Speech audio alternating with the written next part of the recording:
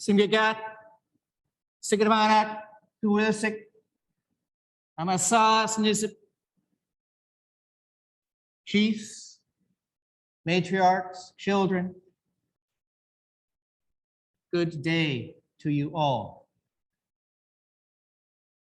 My heart is glad to be here with you this morning. And I thank our great creator, Kamligalaha, whom we also know as the Lord God of Israel, the God and Father of our Lord Jesus Christ, for the gift and the blessing of this beautiful day. And I thank the keepers of this land, the Musqueam, Tsleil-Waututh, the Squamish, for permission to have come ashore at this place and do this work with you this morning. My name in the Niska language is Simeon Wishkabum Liktok.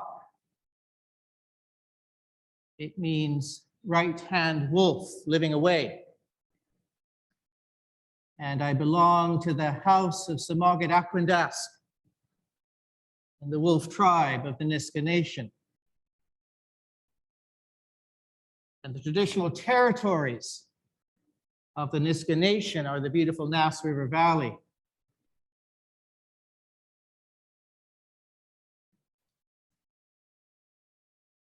I've introduced myself to you and spoken to you just now as any Niska speaker would at a formal public occasion. I've told you who I am. Well, I've begun actually by offering thanks to our Creator, because that's the foundation of everything that the community does. It's that relationship with the Creator. And because I'm not on the traditional territories, I've offered thanks to those on whose territories we have gathered for allowing me to come and be with my people in this place and do work with my people in this place. And then I've told you who I am. And I've told you who I belong to. I've told you whose house I belong to, Wilpsakwindas. And that's so that you can figure out where I belong in the community. That's so you can know who I really am. Because you know who I am on the basis of who I belong to. It's my relationships that define me. It's my relationships that make me who I am. You know, in the Western culture, if you want to know something about somebody, what do you ask them? What's the first question? One of the first questions you ask, what do you do? What do you do? In the Niska culture, in many indigenous cultures, you ask, who do you belong to? Who are you related to? Because we're defined by our relationships. And so today, as I have been asked to speak about my experiences with the Niska Nation, part of our Lenten project, I want to begin with this reflection on relationship, how important and central this is to our understanding of indigenous cultures and peoples. It all begins with relationship and comes back to relationship. And so, as is the custom with this parish, whenever we take on a Lenten project, it's not just about raising funds for something somewhere. It's about learning. It's about building relationship. It's about coming into a deeper relationship with the people whom we are seeking to help. And next week, Bishop David Lehman, the Bishop of Caledonia, will be here to speak about the work that his diocese does and the work that Camp Caledonia does, especially the work that Camp Caledonia does with Indigenous children and youth. So next week, we will continue this process of building relationship. And in a sense, us and the Diocese of Caledonia, in a way, belonging to each other. And it's when we belong to each other and are connected to each other that life really happens and growth really happens. It's all about relationship. And that's the meaning of this blanket. This blanket that was given to me many years ago by the Niska community here in Vancouver, or Samics, as the Niska refer to this place. So it was the Niska community in Samics gave me this blanket as a way of enveloping me in relationship. The symbolism of the blanket is that you are part of a community. You are held and protected and strengthened by being part of a community, by being in relationship. So the blanket is a symbol of the embrace in which the community holds you. And it's through that embrace and that relationship that you are strengthened and able to walk the road that you are given to walk. The Nass Valley is a beautiful, beautiful place. I know some of you have been there. Some of you know it. Quickest and easiest way to get there now, if you're in Terrace, is just to drive north from Terrace on Highway 113. And that gets you eventually to what often is still called the community of New Ianch. But then the highway turns west or southwest and goes all the way down the valley to the estuary of the Nass River at the community, the little fishing community of Gingul, which sometimes is known as Kincolith. The valley is surrounded by majestic mountains, really very beautiful mountains, particularly 4 great mountains. And the sense you get in the valley is that the mountains are embracing you. The mountains are creating this great bowl of life, a bowl which is teeming with life and with food and with berries and animals and fish and all kinds of great good things to eat. And it's the embrace of the mountains, those 4 mountains, which sustains the life of the community. Number 4 comes up a lot in the Niska community, in the Niska nation. There are 4 great mountains which kind of hold the valley in their embrace. There are 4 communities, 4 permanent communities or villages. At the mouth of the river, Gingul. A little further up, Lac Alsap. Further up still, Gittinsif. And then right where the highway comes in from Terrace, Itlaganix. And sometimes you'll see those referred to respectively as Kincolith, Greenville, Canyon City, and New Ianch.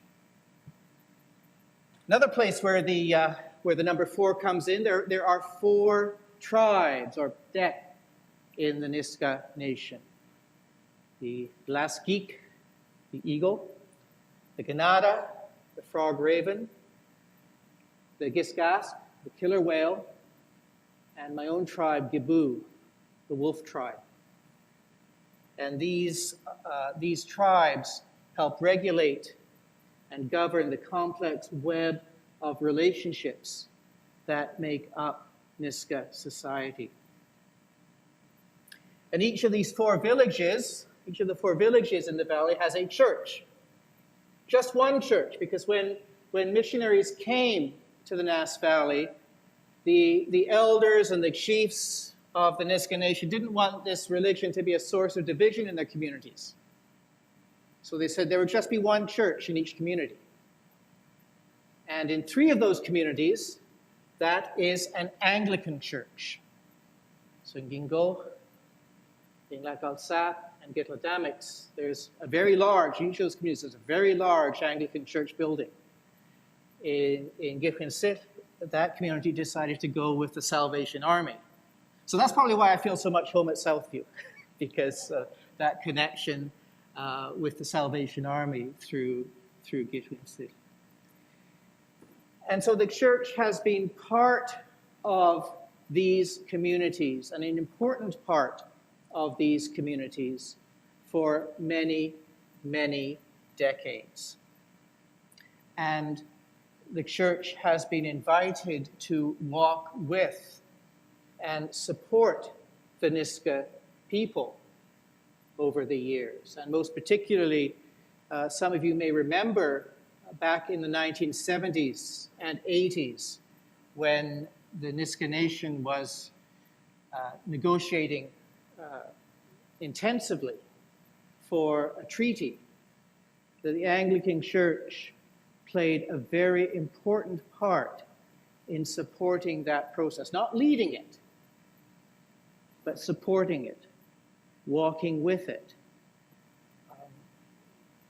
supporting it in any way that it could. One of the great stories that is told about that process of treaty negotiation comes from the 1970s, at a time when there were 3 long-term rectors in each of the 3 Anglican villages in the valley. John Hannon was the rector in Gingoch, and David Retter was the rector in Lac Alsat, and John Blythe was the rector of Gitladamics. And John Blythe was part of what was then called the Niska Tribal Council. It's now Niska Lissam's government. But John had been invited to take his seat at the Tribal Council. And at some point in the process of negotiations, it was determined that a delegation from the Nass Valley should travel to Ottawa and meet the Prime Minister to press their case. The Prime Minister at that time, of course, was Trudeau the Elder. And so the delegation was assembled and was sent off to Ottawa, and it included Father John Blythe, the rector of Gitladamics. And they got to Ottawa, and on the appointed day, they were ushered into the Prime Minister's office. And in came Mr. Trudeau, sat down with them, and looked at this group of people that had traveled a long, long way from northern British Columbia to talk about land claims and to talk about a treaty. And Mr. Trudeau said, well, many, many groups come to see me. And they want me to do things for them. They want me to give things to them. And they all bring their lawyers. This is the first group I've seen that's brought their priest. And that's a story that tells you something about the relationship between the Niska Nation and the church. Some years ago, I was invited to be part of an event that was called the Journey Home. It was a trip to the Nass Valley for members of the Niska Nation who lived away, mainly down here in Zamix, in Vancouver. Many of them had been taken away from the valley as children and sent to school, to the residential schools, and had never been back. Others had only a very tenuous connection with their traditional territories and their families at home. And so the community here decided that they would sponsor and organize this great journey home to reconnect people here with their roots, with their community, with their families, with their traditions. And at that time, I was the priest for the Niska community in Vancouver. And it was part of my responsibility and part of my care for this community to travel with them on this journey. Three buses ended up being chartered, so it was 3 bus loads. And 2 of the buses went more or less, insofar as there's a direct route from Vancouver to the Nass Valley, they went the direct route, which is up Highway 97 to Prince George, west on Highway 16 to Terrace, and then north on Highway 113. It's a long trip. It's a long trip. One bus took a different route, and I went with that bus. We went over to Vancouver Island, drove up Vancouver Island to Port McNeill, and then took a day to go to Alert Bay to visit the former St. Michael's Residential School. All the people who were on that bus were former students of that school. And it was very important for them that I be with them for that experience. It wasn't like trying to shame me, it wasn't trying to make me feel guilty, it's because they needed their pastor. They're going to do this, you need your pastor with you. And so I went with them. And we spent the first night in Port McNeill, then early the next morning we got on the ferry to Alert Bay. I still remember as the ferry came around the point and the old school building came into sight, I remember how strong men and women just broke down in tears as they saw the school where they had spent so many years as children. We got off the ferry, we were welcomed by the local people, the Nam Geese, and then walked along the waterfront to the school and walked through the building was in shambles at this point. It's gone now, but at that point it was still standing, but very much in shambles. And we walked through the classrooms and the old dormitory rooms, and you can imagine how painful it was for so many people. And people talked about their experiences and reflected on what it meant to come back. And then we came out of the building and walked up the hill to the beautiful new big house behind the old school, the Pagwaga people's house. And the Nam Geese had put on a great feast of salmon and wonderful food, and there was singing and there was dancing as we kind of processed what we'd gone through in the old school building. And we went back to Port McNeill, and the next day drove to the end of the road and got the ferry to Prince Rupert. And from Prince Rupert, made our way up to the Nass Valley. And at each of the 4 villages, starting with Gingle and working our way up, we spent a day in each village where we were feasted and welcomed, and there were celebrations throughout the valley that entire week. And I remember in Gitlagdamix, we all went into the big hall and stood in a circle, and representatives of that community came round and embraced each one of us and said, "Welcome home."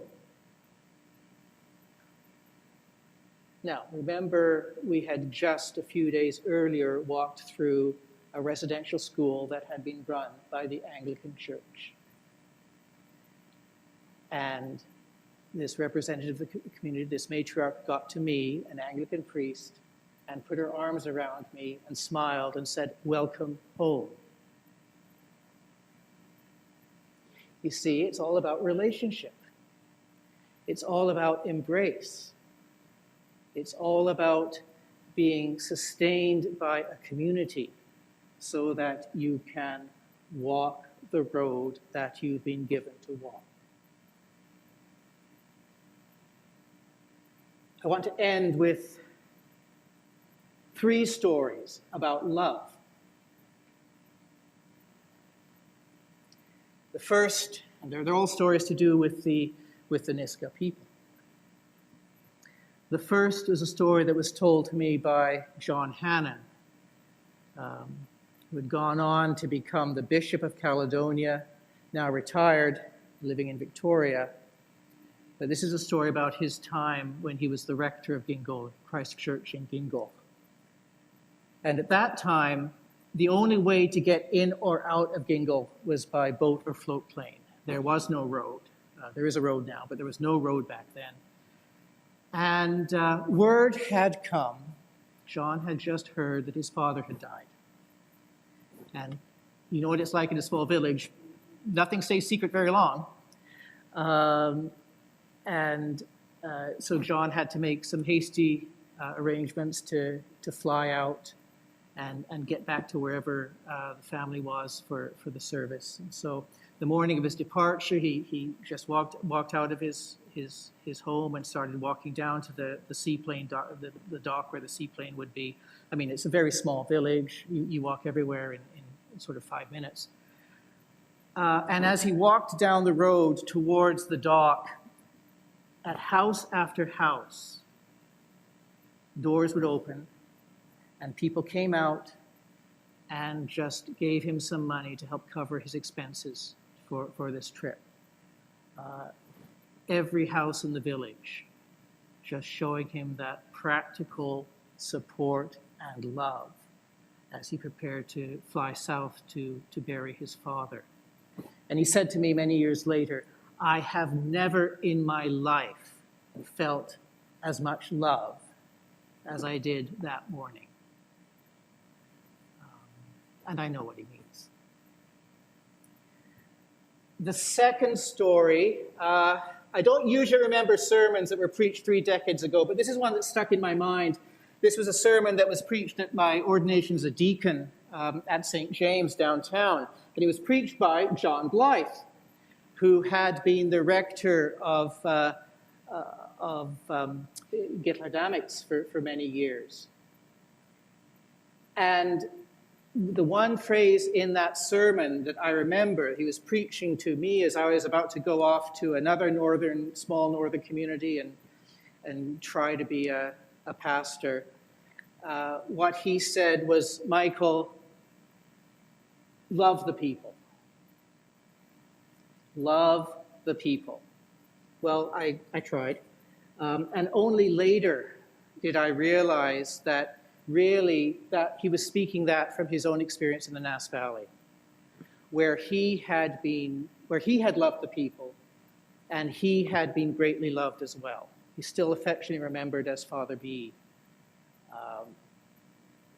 It was his experience of loving community in the Nass Valley that really informed his priesthood and his ministry. And it was the Niska people, I believe, that taught him so much about love. Third story, personal story. I'm not usually in the habit of embarrassing my children in public, so I beg your forgiveness, Nick. I hope this will be okay. But some years ago now, we as a family traveled to the Nass Valley for a very important family celebration in Gingol.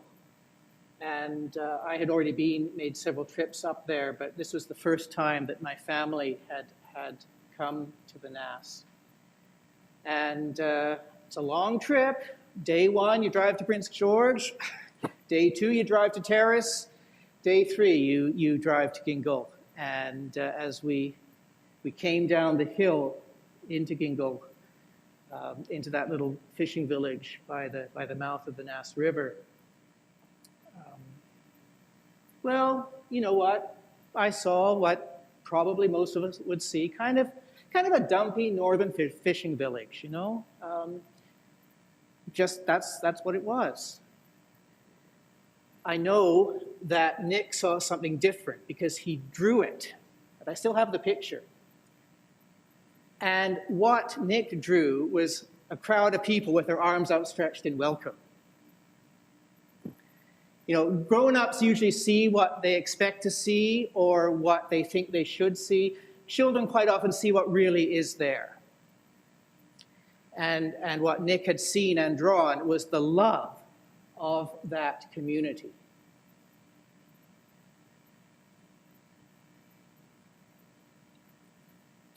So this is a community that, at a very deep level, embodies the values of the gospel.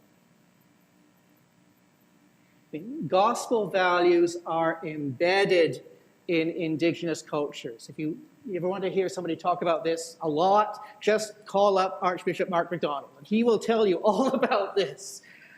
Gospel values are embedded in indigenous culture. That's why when the Christian missionaries came, they found such a ready hearing.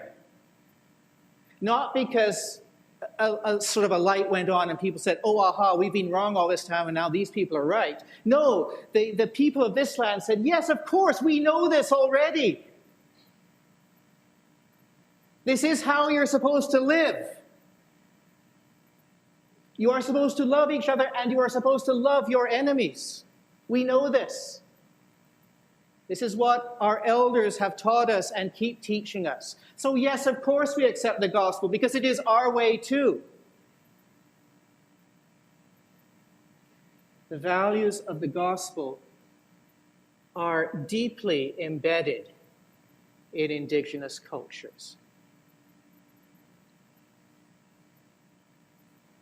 Now, I don't have to tell you that the relationship between the Christian churches and the indigenous peoples of this land is complicated. But that's the word for it. It's complicated.